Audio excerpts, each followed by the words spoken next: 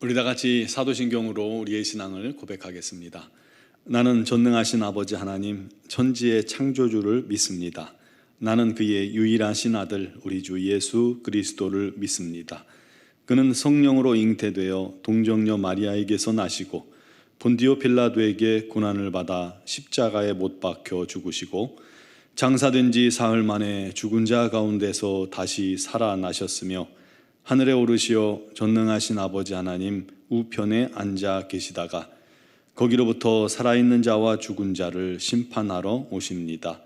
나는 성령을 믿으며 거룩한 공교회와 성도의 교제와 죄를 용서받는 것과 몸의 부활과 영생을 믿습니다. 아멘. 찬송가 288장 찬양 드리겠습니다.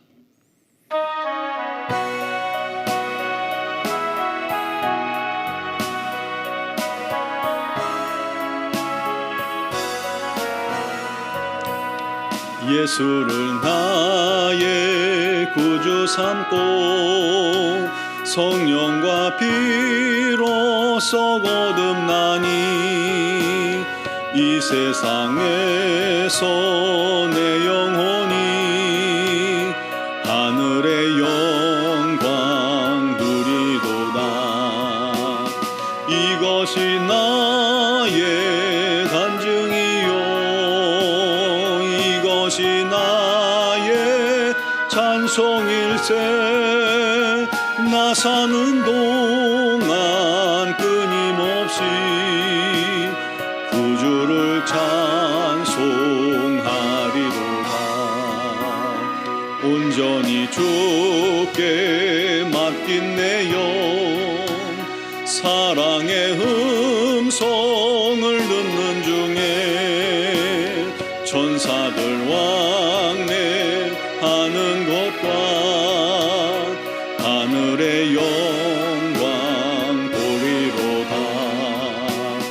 이것이 나의 간증이요 이것이 나의 찬송일세. 나 사는 동안 끊임없이 구주를 찬송하리로다.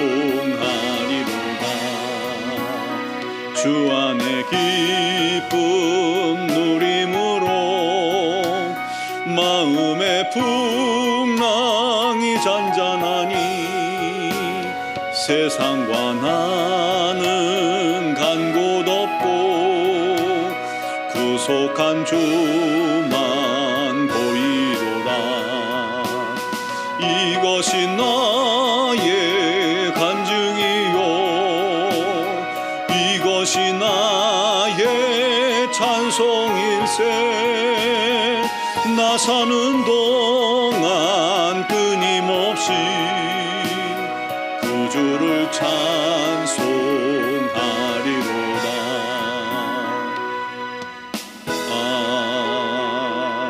아멘. 오늘 주신 하나님 말씀은 시편 37편 23절에서 28절까지 말씀입니다. 시편 37편 23절에서 28절까지를 제가 봉독하겠습니다. 여호와께서 사람의 걸음을 정하시고 그의 길을 기뻐하시나니 그는 넘어지나 아주 엎드러지지 아니함은 여호와께서 그의 손으로 붙드심이로다. 내가 어려서부터 늙기까지 의인이 버림을 당하거나 그의 자손이 걸식함을 보지 못하였도다. 그는 종일토록 은혜를 베풀고 꾸어주니 그의 자손이 복을 받는도다. 악에서 떠나 선을 행하라. 그리하면 영원히 살리니 여호와께서 정의를 사랑하시고 그의 성도를 버리지 아니하심이로다. 그들은 영원히 보호를 받으나 악인의 자손은 끊어지리로다. 아멘.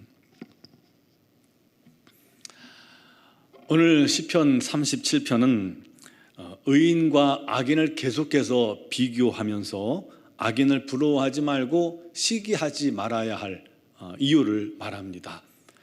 반대로 의인이 받는 복이 무엇인지 얼마나 놀랍고 큰 은혜인지 말씀하면서 하나님만 의지할 것을 선포해주고 있는 그런 시편입니다. 요즘 코로나19 백신을 접종하고 있죠. 뉴스에서 여러분 아마 그 말을 되게 많이 들었을 거예요. 전문가 의견이 이렇습니다. 접종을 안 했을 때 당할 위험보다 접종을 함으로 얻는 유익이 훨씬 크기 때문에 접종하는 게 맞다라는 것입니다. 그런 말 많이 들어보셨죠. 근데 그 얘기는 백신이 완전하지는 않아도 안 맞을 때보다는 맞을 때 유익이 더 크다는 말이잖아요. 사람이 하는 일에 뭐 완전히 어디 있겠습니까? 완전할 수 없기에 그렇게 말할 수밖에 없는 것이죠.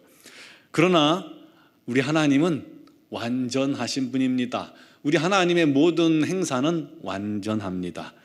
우리의 모든 문제를 우리 하나님께서 다 아실 뿐만 아니라 그 해결책을 갖고 계신 유일하신 한 분입니다. 그 하나님께 맡기고 하나님을 의지하는 것, 그것이 우리가 할 수 있는 가장 지혜로운 일입니다. 그러면 그 길이 형통하며 땅을 차지하게 될 것이죠. 즉 하나님의 약속을 우리가 얻게 된다는 것이고, 그를 통해서 평안과 기쁨과 즐거움을 누릴 수 있게 되는 것입니다. 반면 악인들은 넘어지고 그들의 삶은 깨어져 버리고 그들의 팔은 부러지고 환난 날에 자기들 악함이 다 드러나서 부끄러움을 당하게 됩니다. 그래도 의인은 그 중에서도 하나님께서 붙들어 주시기 때문에 개인과 가정과 그 기업 모두가 안전할 수 있는 겁니다. 의인은 부끄러움을 당하지 않습니다. 기근 날에도 오히려 풍족할 정도로 하나님께서 의인들을 채워주신다고 약속합니다. 이게 바로 제 약속이 아니라 성경의 약속인 거예요. 오늘 23절 말씀에도 이렇게 기록하고 있죠. 여호와께서 사람의 걸음을 정하시고 그의 길을 기뻐하시나니 그는 넘어지나 아주 엎드러지지 아니하면 여호와께서 그의 손으로 붙드심이로다. 우리 하나님은 알파와 오메가가 되십니다. 처음이자 끝, 과거, 현재, 미래까지 모든 것을 아시고 또 그곳에 계시는 분입니다. 그 하나님께서 사람의 걸음을 정하신다고 말씀하고 있죠. 그 말은 우리의 모든 걸 아시기 때문에 앞으로 가야 할 길을 인도하시고 지도하신다는 말입니다. 하나님의 길은 그렇게 합력하여 선으로 인도되도록 그렇게 만들어가 주시는 겁니다. 그러므로 우리가 그 하나님을 의지하고 끝까지 믿고 순종할 때 주님께서 우리를 가장 복된 길로, 가장 빠른 길로, 가장 아름다운 길로 인도해 주시는 줄 믿으시기 바랍니다. 따라서 지혜로운 자는 하나님의 인도를 받기 위해 힘쓰고 애쓰는 자가 진짜 지혜 있는 자입니다. 뭐가 중요한지, 무엇이 중요한지 정확히 아는 거예요.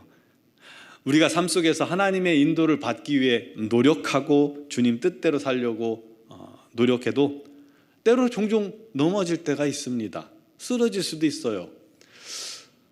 뭐가 잘 안 돼서 불평불만 터질 수 있어요. 아무것도 못하고 손 놓고 있을 때도 있습니다. 어떤 때는 아무리 하소연하고 기도해도 하나님의 뜻을 알 수 없고 하나님의 응답을 얻지 못할 때도 있습니다. 하나님이 침묵하실 때, 여러분 그런 하나님의 침묵을 경험해 보셨습니까? 하나님이 침묵하실 때 정말 답답하고 괴롭습니다. 물론 그 순간도 하나님은 그 침묵을 통해서 우리를 가르치시고 훈련하고 계시는 순간입니다. 힘들고 어려울지라도 우리가 결단코 망하지 않고 실패하지 않는 것은 여전히 하나님께서 우리를 붙들고 계시기 때문입니다. 하나님의 침묵 속에서 하나님이 우리를 외면하고 관심 없는 게 아니라 말씀을 안 하실 뿐이지 우리를 여전히 능력의 손으로 붙들어 인도하고 계신다는 것을 믿으시기 바랍니다. 길을 갈 때 엄마들이 어린 자녀의 손을 이렇게 붙잡고 가잖아요. 그러면 아이가 가끔 가다가 돌에 발이 부딪힌다거나 보도블록 틈에 딱 부딪혀서 넘어져고 비틀거려도요 괜찮아요. 엄마 손이 붙잡고 있으니까 아이가 넘어져도 대롱대롱 매달려요. 넘어지지 않습니다. 그런데 때로는 아이들 중에 이게 자립심이 강한 아이들, 자기 하고 싶은 대로 하고 싶은 아이들이 엄마 손을 기꺼이 막 뿌리치는 아이들이 있어요. 자기 가고 싶은 곳으로 가려는 거죠. 그렇게 가다 보면 꼭 넘어져요. 어떨 때는 이 아이들이 벌떡 일어나서 또 가기도 하지만 대부분은 짱 하고 그 자리에서 울어버리잖아요. 그러면 부모님들이 짠 하고 나타나서 아이를 번쩍 들어올려 품에 안아줍니다. 그것처럼 우리 인생을 우리 하나님께서 지켜보시다가 넘어진 우리를 결단코 놔두지 않으시고 다시 붙들어 일으켜 세워주십니다. 그러므로 우리가 넘어진다고 두려워하지 마세요. 쓰러졌다고 두려워하지 마세요. 그런 것 때문에 염려하지 말라는 거예요. 또 25절에는 내가 어려서부터 늙기까지 의인이 버림을 당하거나 그의 자손이 걸식함을 얻어먹는 것을 보지 못하였도다. 그는 종일토록 은혜를 베풀고 꾸어주니 그의 자손이 복을 받는도다 말씀합니다. 다윗이 왕으로서 또 하나님이 주신 지혜로 세상사를 쭉 통찰해서 보니까 의인이 버림당하는 일이 없더라는 거예요. 물론 지금 힘들지라도 결국은 우리 하나님께서 그를 세우신다는 거예요. 그 자식이 결단코 망하지 않는다는 거예요.